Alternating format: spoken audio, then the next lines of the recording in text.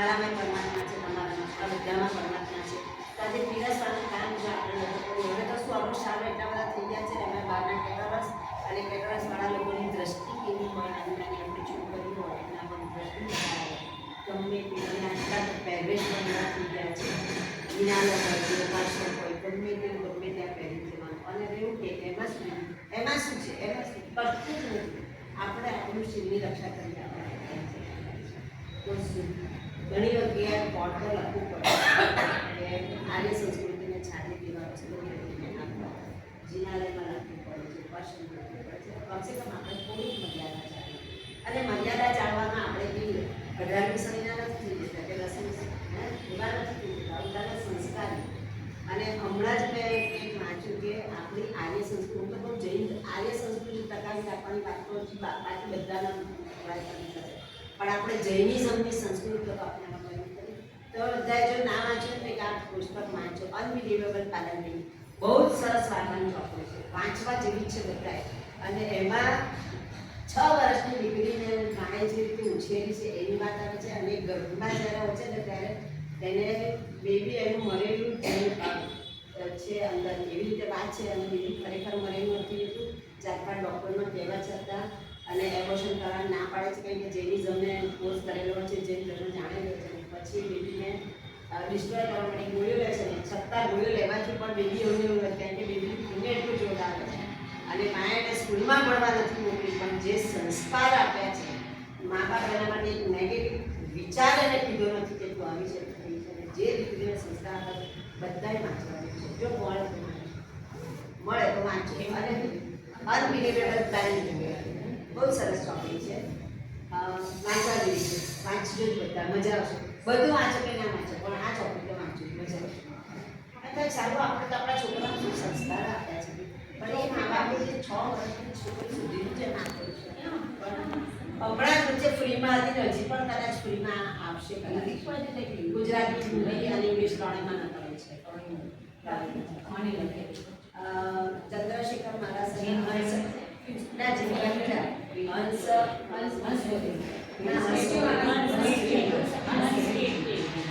બહુ સરસ એમની ચોપડે તો એટલી ફાઇન છે. એમ થાય કે ઘણી વખત વાંચવાનું લઈ બેસે તો છોડવા જ મન ના થાય. પણ મેં કીધું રોકડા ટાઈમ નથી કે આજમાં 10 મિનિટમાં 10 મિનિટમાં કામ કરું. હમણાં તો બધી જગ્યાએ છે ને સેન્ટર ઉપર મળતી હતી, વોટ્સએપ પર પણ કેટલા બધા મેસેજ, પણ આપણે શું છે આપણે ઇગ્નોર કરીએ છીએ. આપણે જોતા જ નથી. ફેસબુકમાં આવે છે, વોટ્સએપ પર બી આવે છે, અને બધી જગ્યાએ સેન્ટર હોય છે. પારડીમાં સેન્ટર હોય, બાળકમાં સેન્ટર હોય, સાબરમતીમાં સેન્ટર પર ફ્રીમાં ચોપડી વેચાય છે, છતાં આપણે પાસે ટાઈમ નથી દેવાનો. ચલો પાછી આપણે મોહમ્મદ વાત આપણે છીએ. હવે જિનાલય શુદ્ધિકરણની વાત કરીએ. જિનાલય શુદ્ધિકરણમાં હજી એક વાત મને કહેવાની રહેતી છે. એ વાત એ છે કે આપણે કુમારપાળ મહારાજા, સાંભળ મહારાજા એ બધાએ એને સમય, શક્તિ અને સંપત્તિનો ઉપયોગ કરીને 7000 જેટલા પ્રાચીન અને મળવા છે જિનાલય આપણને ભેટમાં મળ્યા છે. આપણે શું મળે છે? ભેટમાં મળ્યા. નવા તો કરે છે બીજા જુદા જ છે. 7000 એક જિનાલય બનાવવામાં જેટલું પુણ્ય બંધાય છે એના કરતાં 8 ગણું પુણ્ય એનો જીર્ણોદ્ધાર કરવામાં થાય છે. કેટલું જીર્ણોદ્ધાર કરા. અને એ જીર્ણોદ્ધાર પણ જો આપણે ના કરી શકીએ, જો ખાલી એની સાચવણી કરીને આપણે તો અનંતા ગણું પુણ્ય બંધાય છે. આપણી જિનાલય બંધાવવાની શક્તિ છે કે આપણે આપણી જાગૃતિ છે, જીર્ણોદ્ધાર કરવાની શક્તિ છે કે પણ આપણી જાગૃતિ છે. પણ હા, એને સાચવવાની જવાબદારી ચોક્કસ હું નિભાવી શકું, એટલું હું કરી શકું જ છું. એટલી મારામાં તાકાત છે ને એ શક્તિ છે.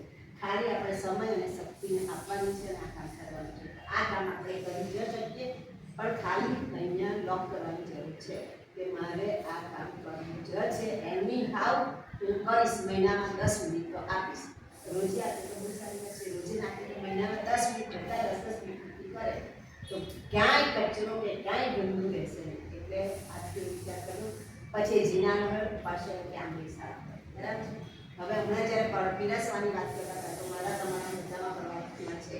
હવે આ ગણધરનો જીવ છે, અભ્યર્થનો જીવ છે, કોનો જીવ છે ખબર નથી. જેની વાત આવશે હા આપણે સાધુ સાધુ ભગવાનને બોલાવીએ તો આપણે સુપાત્ર દાનનો મહાત્મા ખ્યાલ છે, એટલે આપણે આ કરીએ છીએ. પણ સંપર્ક 25 વેતન પર છે તો એ પણ આપણે કરવા જેવું છે. એટલે પીરસવાનું કામ પણ આપણે શોધવા જેવું.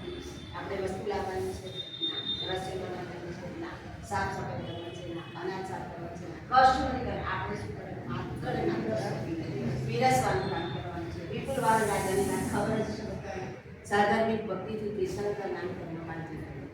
કયા તીર્થંકર બન્યા હતા? સંભવનાથ ભગવાન એમને સાધાર્મિક ભક્તિ જ કરી. તો આપણે સાધાર્મિક ભક્તિ કોઈને બોલાવીને ઘરે બનાવીને જમાડવાનું આવું બધું તો ખેતી કરીએ કરીએ તો બહુ પુણ્ય છે. પણ આપણે આપણા સંઘમાં જ્યારે અનુષ્ઠાન હોય, આંગિક શાળામાં આંગિક કરતા હોય તો આજે મારાથી તપ નથી કરતો તો મારા તપ આ મારી જીવા જે આ ખાવાના સ્વાદ જે મારા ચિંતા નથી ને તો એ નિર્જરા ક્યાંથી થશે? આ પીરસવાથી થશે. આજ ઘણા લોકોમાંથી બધું થાય પણ માંથી તપ જ નથી. કાંઈ નહીં થાય તો પીરસવાનું કામ. તો ક્યારેક આ સ્વાદની લાલસા છૂટી જશે અને એને કારણે પણ આપણે શુભ ભાવથી જો પીરસવાનું કામ કરીશું તો આપણે તીર્થંકર નામ કરવા. તીર્થંકર નામ કરવા બંધાય કે ના બંધાય પણ આપણો ભાવ ચોક્કસ છે તે ત્યાં છે મોક્ષ પ્રાપ્તિનો છે બધાને. મારો તમારો ઉત્તર. હા આપણે બોલીએ છીએ ખરા મારે તો મોક્ષમાં જવું છે, મોક્ષમાં જવું છે, મોક્ષમાં જવું છે, પણ મોક્ષમાં